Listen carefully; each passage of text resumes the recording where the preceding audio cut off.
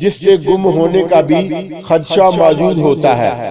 پوتانوں نے مسکراتے ہوئے کہا، پھر تو ہمیں آگے بڑھنے سے پہلے یہاں کوئی نشان بنانے چاہیے، کیونکہ یہ نہ ہو کہ واپسی پر ایک جیسی راہداریوں اور گزرگاہوں کی بھول بھلیوں میں راستہ بھول کر بھٹک جائیں۔ زرتاشا نے تشویش سے کہا، آپ درست کہہ رہی ہیں، ہم یہاں سے آگے جانے کے لیے ہر ان دیواروں پر ایک مخصوص نشان لگا دیتے ہیں جس راہداری سے ہم گزریں گے، تاکہ واپسی پر بھٹکنے کا اندیشہ نہ رہے۔ پوتانوں نے ہماری طرف باری باری دیکھتے ہوئے کہا تو میں نے اسبات میں سر ہلا دیا۔ میرے پاس ایک مارکر ہے، اس کے ذریعے گھومتی راہداریوں میں جانے سے قبل ایک گول نشان لگا دیتی ہوں، اس طرح واپسی پر بھٹکنے کا اندیشہ نہیں ہوگا۔ اس بار سارا نے کہا اور اپنے بیگ میں سے 2 مارکر نکال لیے۔ اس نے ایک مارکر زرتاشا کو دے دیا اور دونوں نے ایک دیوار پر گول بڑا سا مخصوص گول دائرہ بنایا اور پھر ہم آگے بڑھنے لگے۔ بے شمار راہداریاں، محرابیں اور واقعی بھول بھلیاں تھیں، لیکن زارا اور زرتاشا دیواروں پر مخصوص نشان لگاتی جا رہی تھیں۔ جیسے ہی ہم سب ان بے شمار گھومتی راہداریوں اور بھول بھلیوں میں آگے بڑھتے گئے، ہمیں یوں محسوس ہوا جیسے پچھلی راہداریوں میں کوئی اندھیرے میں سائے گزر رہے ہوں، جسے دیکھ کر ہمارے خون خشک ہو رہے تھے۔ مجھے ایک بات سمجھ نہیں آتی کہ فرعون میں صرف اخناتون ہی ایک نیک دل فرعون تھا اور اس کی شکل بھی معصوم تھی، پھر اس نے ایسا حرم کیوں بنوایا تھا جس میں اتنے سارے قدیم مصری دیوی اور دیوتاؤں کی تصویریں اس حرم میں ہمیں نظر آئی ہیں؟ میں نے پوتانوں کی طرف دیکھتے ہوئے کہا، بات دراصل یہ ہے کہ اس نیک دل فرعون کو زیادہ عرصہ حکومت کرنے کو نہیں ملا۔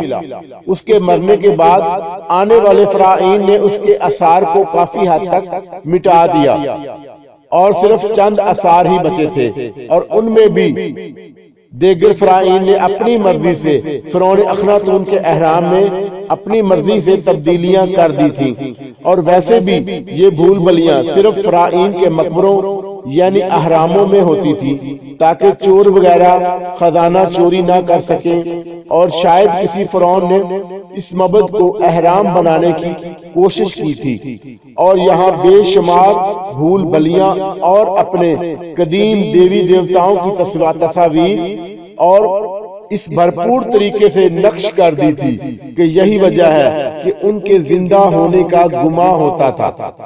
پوتانوں نے میری معلومات میں اضافہ کرتے ہوئے کہا تو میں نے اسبات میں سر ہلا دیا۔ اچانک زرتاشا کے حلق سے چیخ نکل گئی تو میں بے اختیار اس کی طرف لپکا۔ کیا ہوا زرتاشا؟ میں نے بے اختیار کہا۔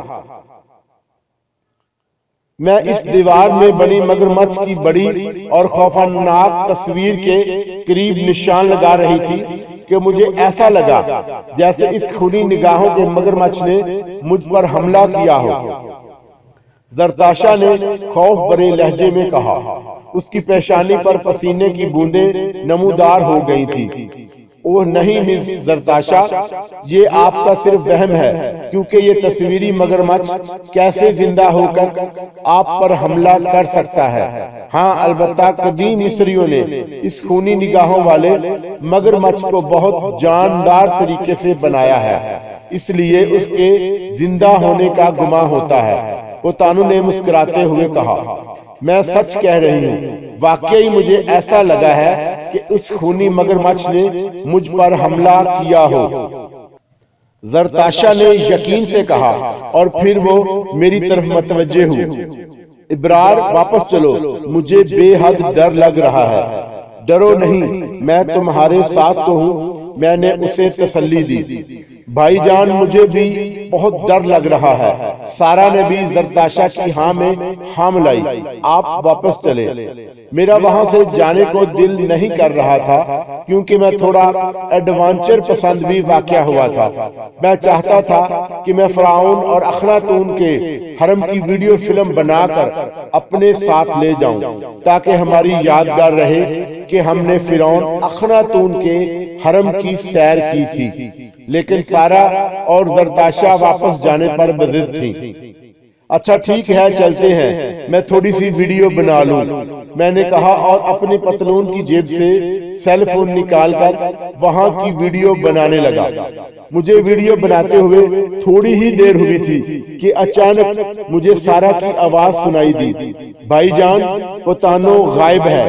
میں نے بے اختیار چونک کر اور مڑ کر دیکھا تو میں حیران رہ گیا، وہاں پوتانو موجود نہیں تھا۔ کیا مطلب؟ پوتانو کہاں چلا گیا ہے؟ میں نے حیرت بھرے لہجے میں کہا۔ پتہ نہیں، کیا تم نے اسے باہر جاتے ہوئے نہیں دیکھا؟ نہیں، سارا نے انکار میں سر ہلایا تو میں بھونچکا رہ گیا۔ پھر میں پوتانو کو آوازیں دینے لگا، پوتانو کہاں ہو تم؟ پوتانو نے کوئی جواب نہ دیا، البتہ میری آواز وہاں گونج کر رہ گئی تھی۔ پوتانو کیا تم میری آواز سن رہے ہو؟ میں نے ایک بار پھر پوتانو کو آواز دی، لیکن اس بار بھی نتیجہ پہلے جیسا نکلا۔ ابرار مجھے لگتا ہے اسی مگرمچھ نے پوتانو کو ہڑپ کر لیا ہے، زرتاشا نے خوف بھرے لہجے میں کہا۔ تو میں اس کی احمقانہ بات پر ہنس پڑا۔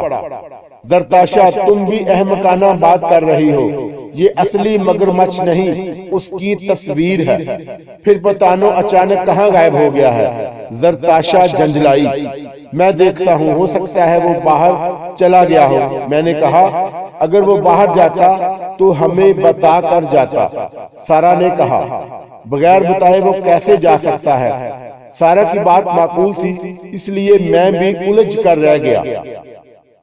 پھر اس سے پہلے کہ کوئی بات کرتا اچانک ہمیں ایک دولدوز چیخ سنائی دی تو ہم بے اختیار اچھل پڑے۔ خوف کا یہ عالم تھا کہ سارا اور زرتاشا یکلخ ایک دوسرے سے لپٹ گئیں۔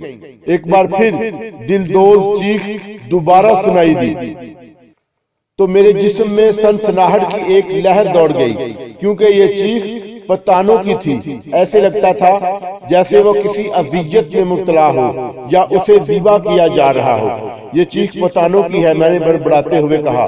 مگر پوتانو ہے کہاں بھائی جان؟ کیا سوچ رہے ہیں؟ جلدی سے نکلے چلے۔ سارا کی آواز میری سانس سے ٹکرائی تو میں ٹھٹک گیا۔ لیکن ہمیں پوتانو کو بچانا ہوگا۔ کیسے بچائیں گے؟ ہم تو یہ نہیں جانتے کہ وہ کہاں ہے، زرتاشا نے کہا۔ آؤ دیکھتے ہیں، میں نے کہا اور ٹارچوں کی روشنی میں آگے بڑھنے لگے۔ ابھی ہم نے چند قدم ہی اٹھائے تھے کہ ہمیں ایک بار پھر پوتانو کی دلدوز چیخ سنائی دی تو ہمارے قدم ایسے رک گئے جیسے زمین نے ہمارے پیر جکڑ لیے ہوں۔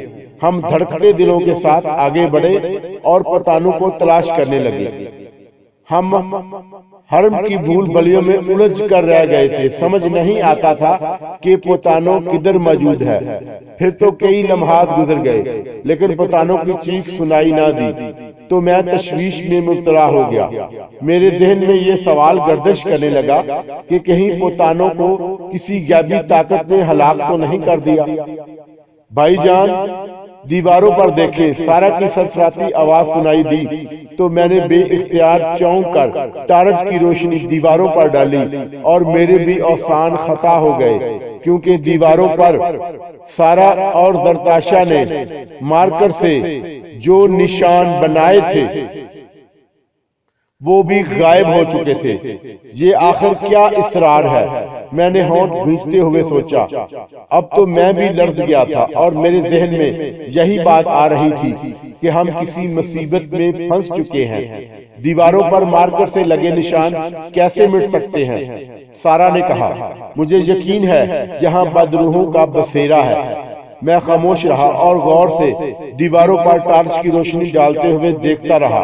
آؤ ہم ایک بار پھر آگے بڑھے اور راہداری میں گھوم کر جیسے ہی دوسری طرف پہنچے تو بے اختیار ٹھٹک گئے، کیونکہ راہداری میں پوتانو اوندے منہ پڑا ہوا تھا۔ میں دوڑ کر اس کی طرف پہنچا، اس کے قریب بیٹھتے ہی میں نے اس کے سیدھا لٹایا تو یہ دیکھ کر میں لرز کر رہ گیا، کیونکہ اس کے سینے میں دل کے مقام پر ایک خنجر گڑا ہوا تھا اور اس کے جسم سے نکلنے والا خون فرش پر پھیلا ہوا تھا۔ پوتانو زندہ تھا اور آہستہ آہستہ سانس لے رہا تھا۔ پوتانو، یہ آواز میری حلق میں پھنس گئی تھی، نکل جاؤ یہاں سے، تمہیں کس نے خنجر مارا ہے؟ وہ نکل جاؤ، پوتانو نے رک کر بولتے ہوئے کہا۔